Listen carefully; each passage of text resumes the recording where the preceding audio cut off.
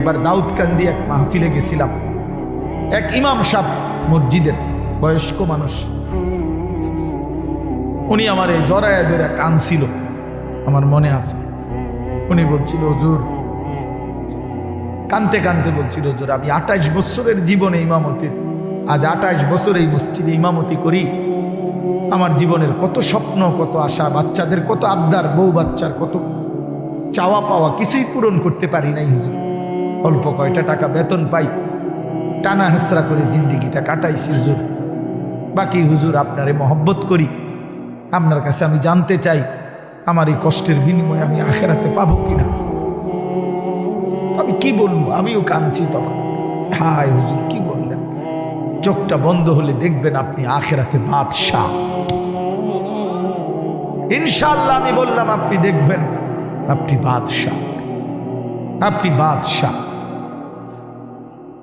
যারা আপনার এই দুনিয়াতে মূল্যায়ন করে নাই, সেদিন তারা আফসুস করে, আফসুস করে।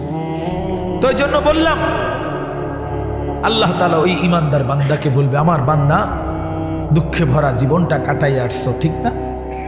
খুব কষ্ট পাইছো আমার বান্দা দুনিয়াটা, কিন্তু আল্লাহর কসম শুনেন, নবীজি বলছে, ওই ইমানদার বান্দা সে তখন আল্লাহ পাককে বলবে, আয় মাওলা, আল্লাহর কসম মাওলা, জীবনে হায়াতে, দুনিয়ার জীবনে দুঃখ কি জিনিস আমি কোনোদিন দেখি নাই। প্রিয় বন্ধু, 10 সেকেন্ডের জান্নাতের আরাম বাতাস তার 70 বছরের দুঃখ ভুলে, আর ওই নাফরমানকে 70 বছরের সুখ জাহান্নামের 10 সেকেন্ডের গরম বাতাস ভুলে। এর নাম আখিরাত। আপনি এটারে খামখেয়ালি মনে করেন, ছেলেরা তোমরা খামখেয়ালি মনে করো, এটা রূপকথা না। কোরআন শরীফের এই কথাগুলো গল্প, কথা বলেন না, এগুলো রাসূলুল্লাহ সাল্লাল্লাহু আলাইহি ওয়াসাল্লামের এই কথাগুলো গল্প, কিচ্ছা।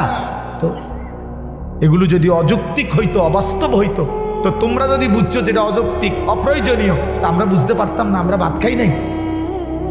কথা বলেন।